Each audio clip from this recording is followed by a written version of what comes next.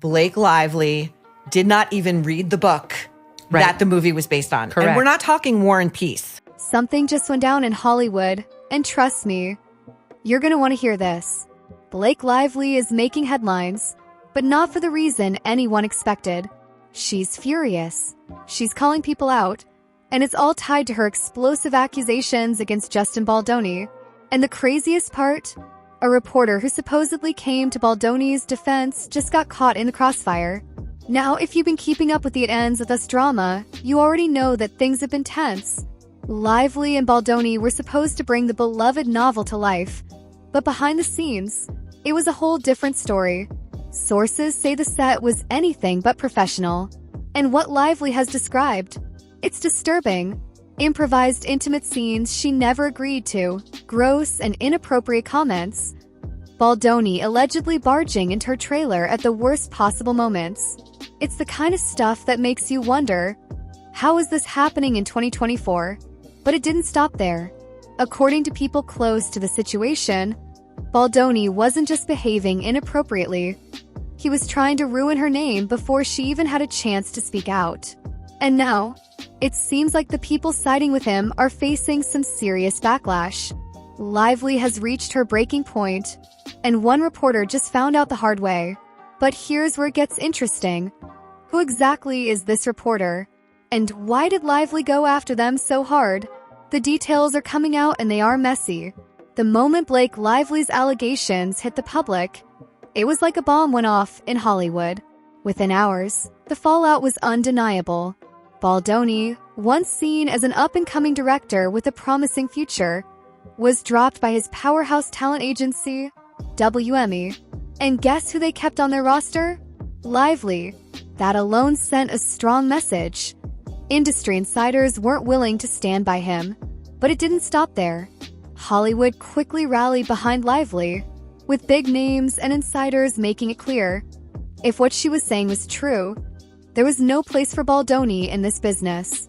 And honestly, it was a shock to see how fast he went from respected to rejected. And then she wanted to, ixnayed all of the wardrobe choices. Because when you're making a movie about a poor woman who's suffering from domestic violence, it's not every day you see someone fall from grace this hard and this fast. Of course, Baldoni didn't go down without a fight. His lawyer, Brian Friedman, immediately came out swinging, calling Lively's claims completely false and even suggesting that she was the one causing problems on set. And the accusations? Bold. According to Friedman, Lively was difficult to work with, refused to promote the movie, and even threatened to quit. Basically, he painted her as the reason It Ends With Us struggled at the box office. But here's the thing, nobody was buying it. While Baldoni's team scrambled to control the damage, support for Lively kept growing. The industry was watching, and the message was clear. There was more faith in her story than in his defense. And now, the fight wasn't just between two actors. It was becoming a full-blown Hollywood scandal. And just when it seemed like things couldn't get any worse for Baldoni, Lively dropped another bombshell.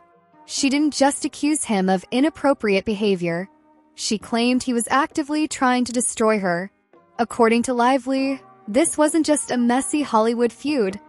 This was a calculated attack on her career. She alleged that Baldoni and his PR team launched a full-blown smear campaign against her, working behind the scenes to make sure she was the one who looked bad. And the tactics? Straight out of a playbook for reputation destruction. Lively said his team spread nasty rumors about her online, planting negative stories, twisting narratives, making sure she came across as difficult, unprofessional, and even unhinged. But it didn't stop there. She claimed Baldoni's publicists created fake social media accounts that flooded the internet with posts discrediting her, making it seem like public opinion had turned against her. And the most chilling part? She believed the goal was to bury her in Hollywood for good, to make sure she was seen as more trouble than she was worth. And here's where things took a serious turn, because it wasn't just her word against his anymore. Suddenly, leaked emails and texts started making their way into the public eye. And they didn't just support her claims, they practically confirmed them. These weren't vague accusations, there was evidence. real conversations, real receipts. And once people saw what was in those messages, the tide started turning fast. Then came the moment that truly shattered Baldoni's defense. There's always friction that happens when you make a movie like this. This ends with me. I'm done. I'm tired. Less than 12 hours after Justin filed, Blake's legal team doubled down.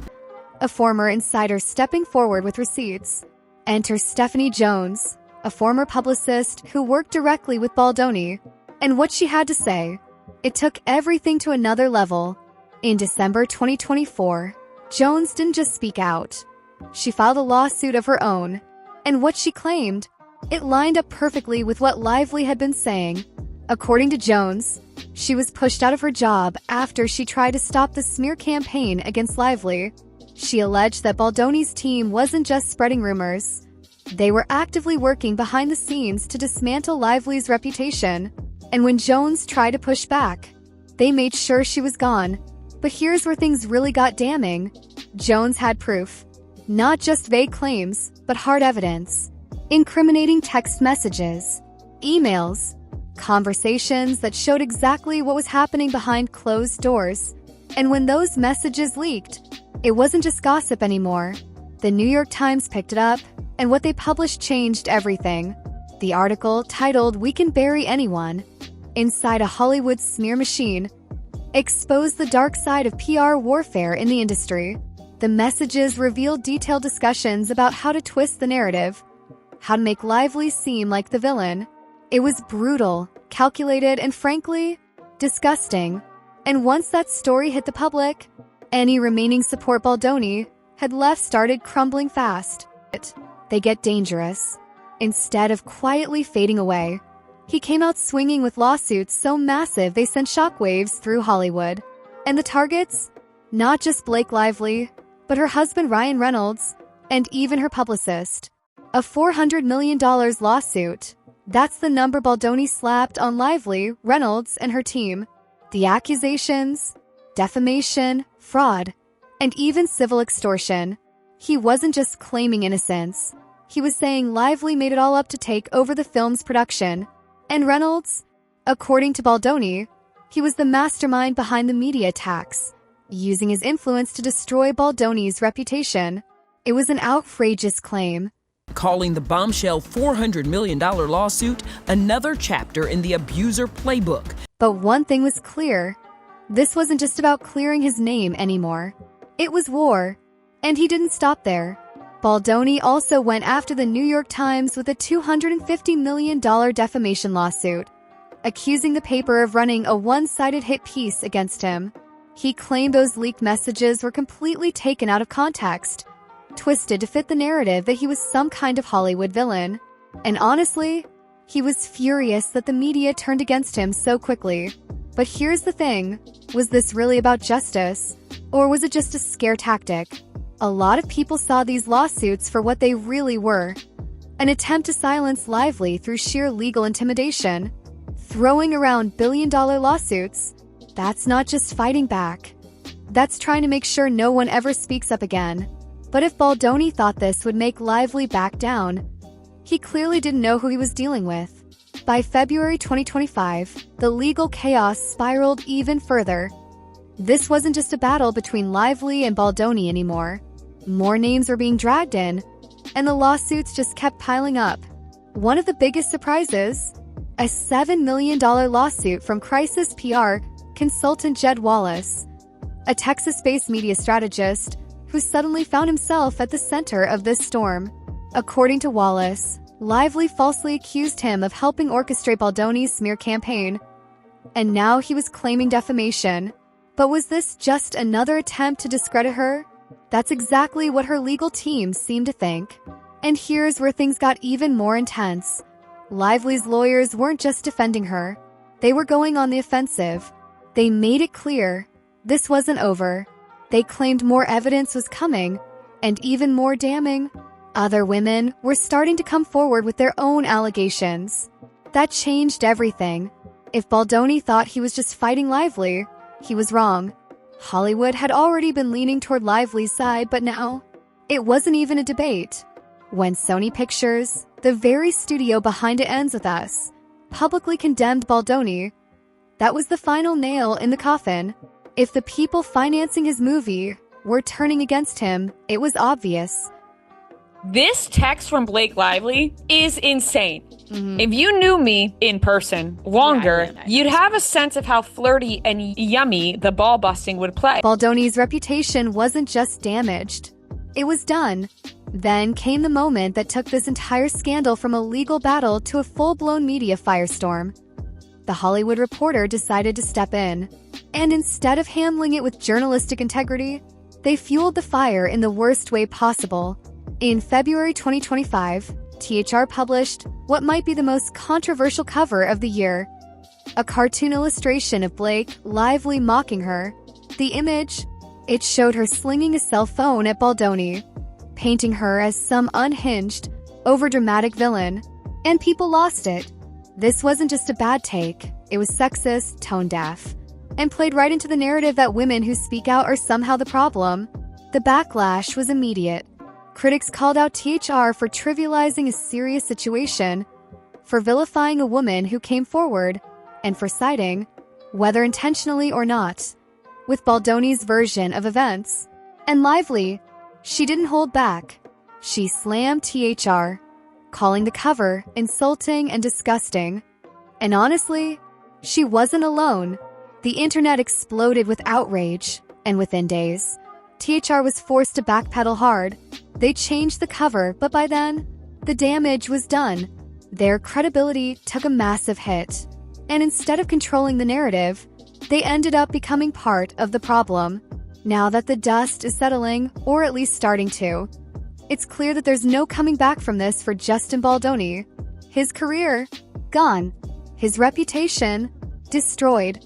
The fallout has been brutal. And at this point, Hollywood has completely shut him out. First, there's the obvious. He lost his talent agency, the same one that stood by Lively. But it didn't stop there. Major projects he was attached to, canceled.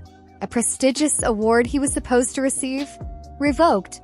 The industry isn't just distancing itself from him, it's erasing him. And if he thought these lawsuits would make people take his side, they're having the opposite effect. Lively, on the other hand, hasn't come out of this completely unscathed. She's dealt with vicious online attacks, especially from people trying to discredit her. But here's the thing, she still has Hollywood's full support. The major studios, the insiders, even A-list actors have rallied behind her, making it clear who they believe. And now, it's all heading to court. The first trial date is set for March 2026, which means this isn't ending anytime soon. This legal battle could drag on for years, with more evidence, more witnesses, and possibly more women coming forward. And if the courtroom exposes even more dark secrets, this could be one of the most explosive trials Hollywood has ever seen.